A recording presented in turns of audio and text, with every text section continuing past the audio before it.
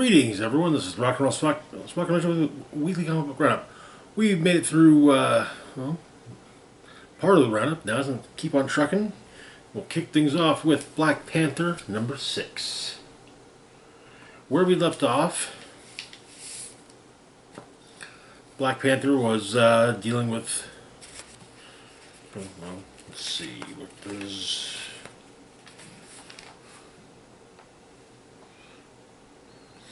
Black Panther was operating out of Britain T'Chaka, where a gang war was underway. He'd been hearing rumors of an entity known as Kivuma that was likely involved. Not in a direct sense, but spreading basically a mystical entity deal that is influencing the gang, potentially influencing the gangs. So, this issue actually is largely Kivuma's origin. Begins about a century previously in what is now Bernazana,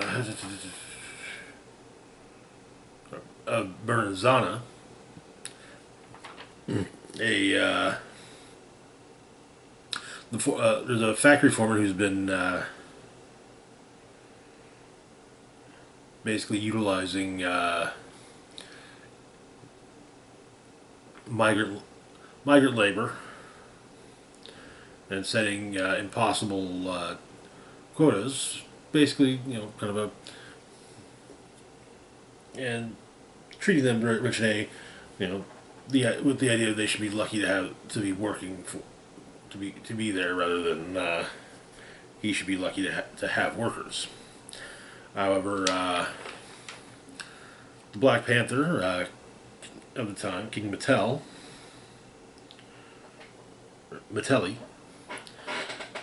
leads the Zarazi in a raid on the factory. However, the leader of the Zarazi opts to try and round up the migrant workers, apparently stating that their presence taints Wakanda as they are foreigners.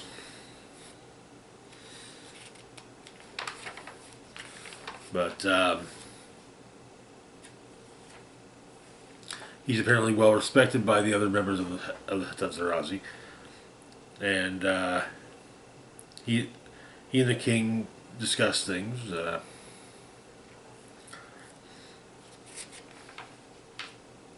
Then later, among the things that the factory is doing, the factory itself is causing pollution to local waters, and so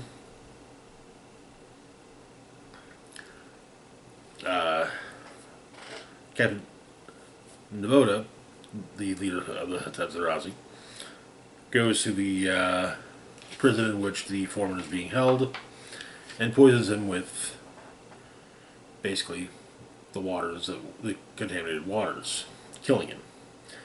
The king and queen are informed of this by a member of the Dora Milaje.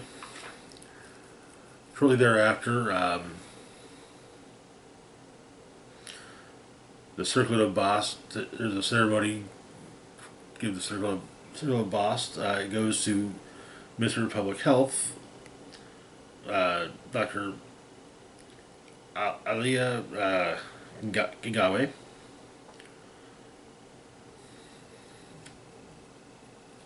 though some of the Hattans earlier stated that they'd be surprised if Devoted did not receive it, or Ndozi. Ndozi. That night, King Mattelli goes to Ndozi's home, only to find that Ndozi isn't there, as he's left. But he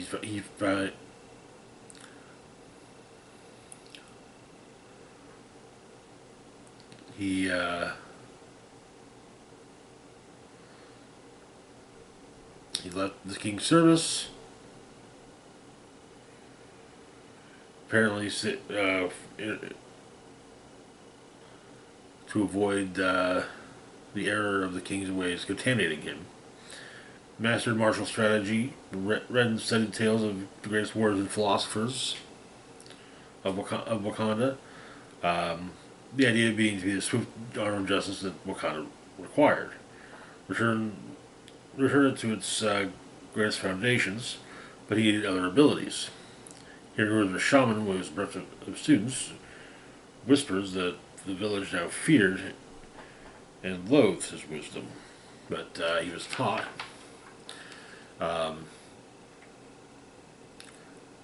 And thus, Ndozi became Kipuma, and this night he became a phantom, a wolf that stalks in the night, preying on the souls of those who brought shame, pestilence, and filth to Wakanda, earning a new name to whisper the nightmares of his enemies, Kivuma, the Grey Wolf. But the Black Panther at the time, again, King Metelli, confronts him and manages to contain him and bind him to the realm of spirits.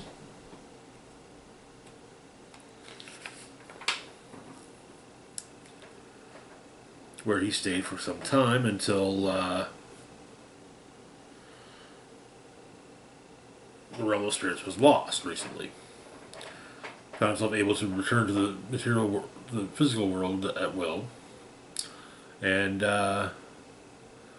he began influencing the Nikisu crime family.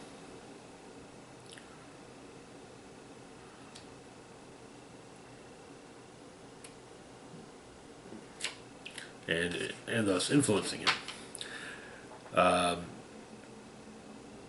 But T'Challa finds the leader seemingly praying to Kibuma. And that is where the issue ends. Interesting origin story. Building off the idea that perhaps the Hatat Zarazi were not... It wasn't just recently that the Hatat Zarazi were something of a problem for Wakanda. Also, I'd say it is cool seeing adventures and sort of past Panthers rather than further back than just T'Chaka. That said, Jason Aaron's recently wrapped up run on Avengers, for example, did feature in its 1 million BC points the Black Panther of the first Black Panther. Moving on, though, to our next book, we've got Blade, number 5. Where we left off, Blade confronted the Aldana with the sword of Lucifer. And, well,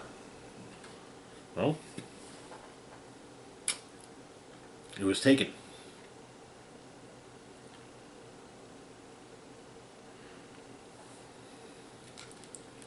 So the issue begins. Blade failed.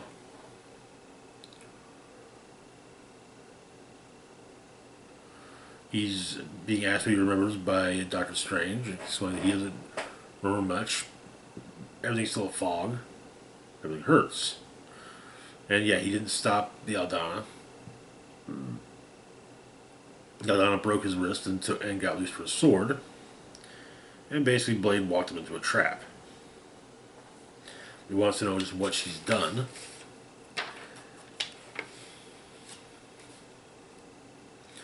Strange explains that she used the sword to open a gateway, a dam against the primordial wave. Strange didn't realize what the plan was until it was too late. Even in meditation, he couldn't have foreseen what had happened. Again, though, Blade won. Though Strange doesn't...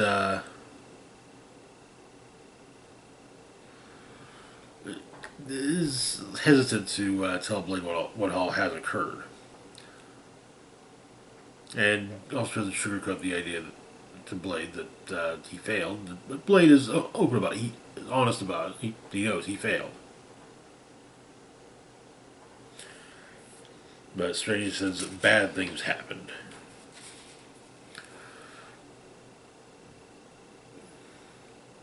Apparently, now Strange fully understands her plan.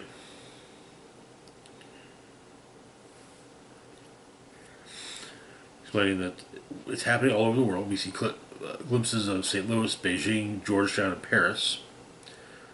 Things that have been hidden inside of people now they're screaming to be free. Adding, imagine if people all around the world had no idea they were tied to the occult. Something woke up that the occult power inside of them like a time bomb. That's what the Aldana did.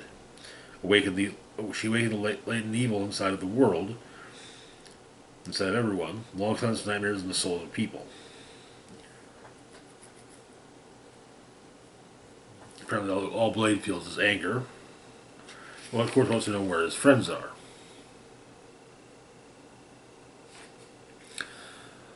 Strange says there's a consequence of coming with him, of trusting Blade's passion over good judgment. Also, Blade wants to know where the Aldana is. And she is gathering monsters to her side.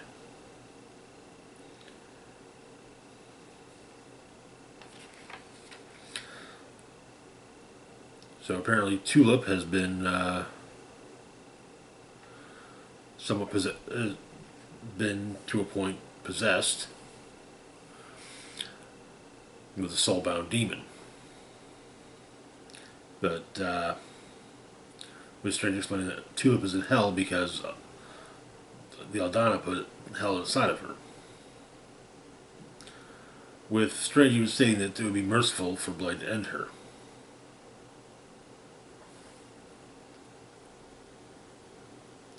However, Strange will do what he can to help her, utilizing the Amulet of Eden to reduce her Tulip's pain.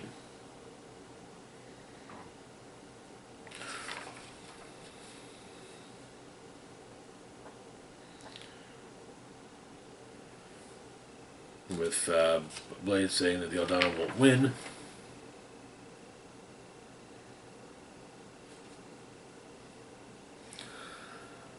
Blade and Strange attempt to have a strategy, though. While Blade is has a bit more direct with his strategy, Strange says is more I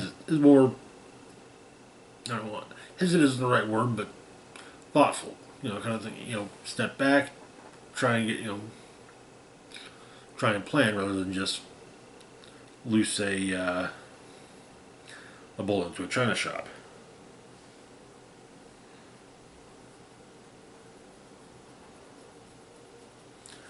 Strange states that he has a sense of where the Aldana is. She can move between realms. Where she is now is not hell, but will treat Blade the same way.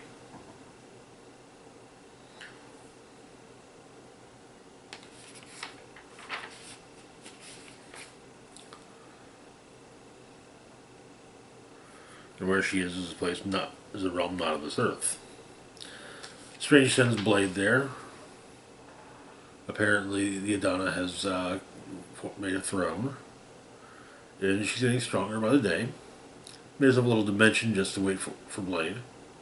Vulgar display of power, but she feels that Blade deserves her at her best. Tosses her loose for his sword.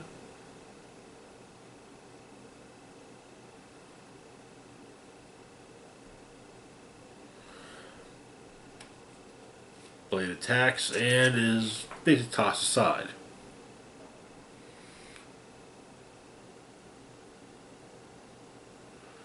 But she wants Blade to join her. The idea being when everyone's a monster, no one.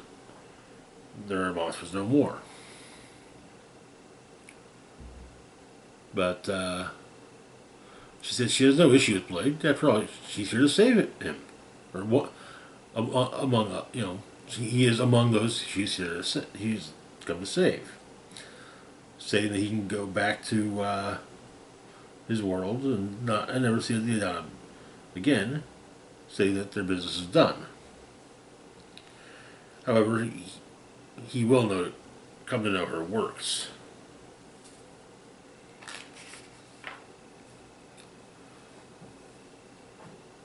But Blade returns Rotha to her order, and then he goes to seek out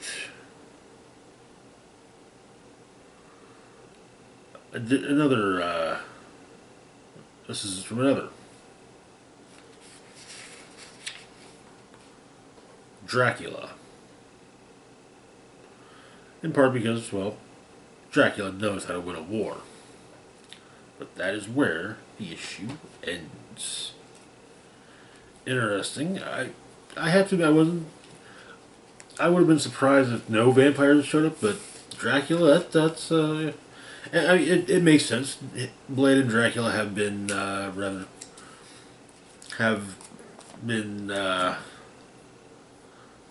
rather close recently in recent tales, especially with Blade having been appointed basically sheriff of where the new vampire nation, basically make sure that they don't try and take over the world. Moving on though to our next book, we've got Capwolf and the Howling Commandos #2. Where we left off, Cap had taken over command of the Howling Commandos after Nick Fury was injured, with orders to lead the commandos to a Nazi bunker in eastern Prussia, where the Nazis are supposedly working on a new weapon. When they arrive close to the bunker, and it turns out that the new weapon is werewolves, and Cap was bitten. So we open with a slight flashback. Nazi soldiers arriving at Wolfenschanz, and the commanding officer explaining that the soldiers will become more than just ordinary men. The scientist in charge, however, does not like the idea of them working alongside seemingly a witch. But he tried out a serum on one of the soldiers, who probably turns into a werewolf.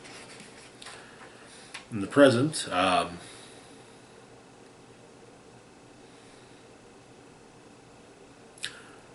Dum Dum Dugan of the Howling Commandos still has Cap at gunpoint, intending to follow the orders that Cap gave him to kill him. But interrupted. Actually, first, Dugan resorts to fisticuffs, but they're interrupted when Cap's shot through the arm by the missing spy that basically whose disappearance is why the Howling Commandos were set in the first place. Though it is pointed out that it's interesting the fact that Capwolf can talk. Though he attributes it to the super soldier serum, though he couldn't say for certain. But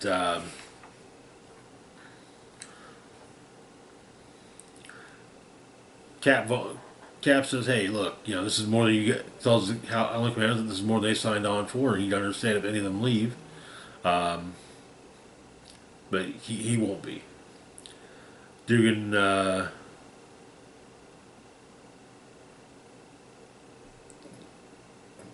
figures that Cap's doing this to real glory, but says the Howling Commandos are going to kill some Nazi werewolves.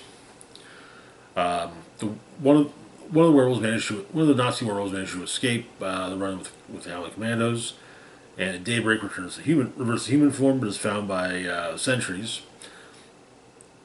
Taken inside, he's told that they're supposed to be back before daybreak, otherwise they're vulnerable, and that makes the base vulnerable. But explaining that that the soldier explains that they were that they were attacked by Captain America. Well, the CO is quite happy, though he explains that they have to up their timetable. Everyone, all the soldiers of the base, to be injected with the serum. Though the scientist in charge of this isn't sure he can make enough, but the witch states that she can make enough. She does so by cutting her tongue and well, basically using her blood to increase the amount of the serum. And so, the soldiers at the base are all given injections, and the issue ends with them turning and being ordered to kill Captain America. Honestly, this is a fun little. This is just fun. Captain America and the Howling Commandos versus Nazi werewolves. I mean, like I said, it's just fun stuff, and I'm digging it. Moving on though to our last book for the moment, we have the Immortal Thor #4. Where we left off, Thor, after the waking from the Thor sleep, found himself in a realm he had been brought to by Loki for his protection, and found himself having to forge a new weapon.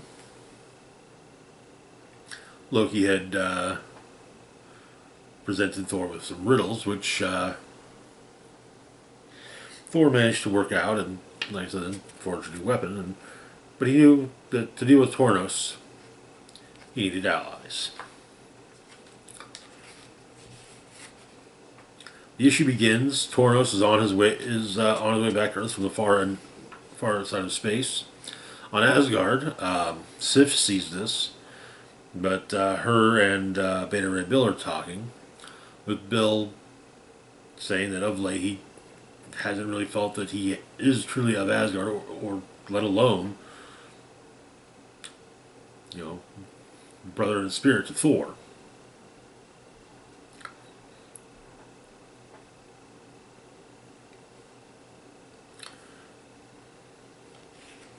But on Araco, Storm is summoned by Thor, with the summoning being heralded by Hugin and Munin. She arrives on the gray area of the moon, and she's not happy to have been spirited away from Araco. She is busy after all. Araco is in the midst of a civil war, and it's not going too great for her side at the moment. But Thor explains what's going on.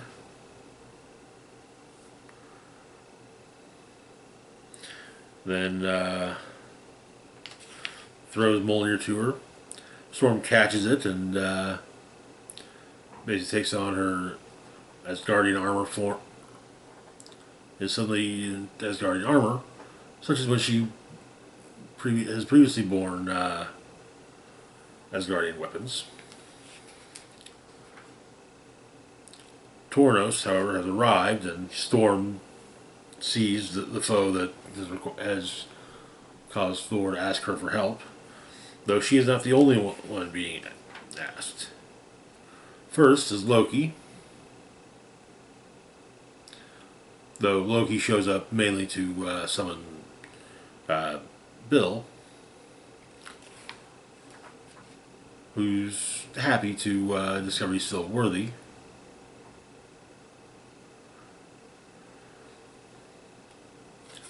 Then Loki also takes the hammer, with the final member of the new Thor Corps arriving, Valkyrie, Jane Foster. And the issue ends with Thor, Thor prepares to lead his new Thor Corps against Tornos, but elsewhere, it appears that the CEO of Roxxon, I honestly cannot remember, uh, Dario something, uh, but he is attempting to buy basically Marvel Comics in the Marvel Universe, seemingly to have the to own the stories that or to influence the stories of Thor and therefore influence Thor's actions. But that is where the issue ends.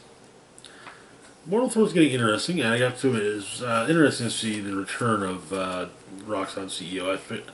I kind of figured he was a casualty of the War of the Realms, but apparently not. Anyways, that's going to do it for now. As always, feel free to like, share, and subscribe. Links to my Facebook, Twitter, Mastodon, Patreon, and PayPal can be found in the description box down below. This is Rock and Roll Spock signing off saying, live long and rock hard.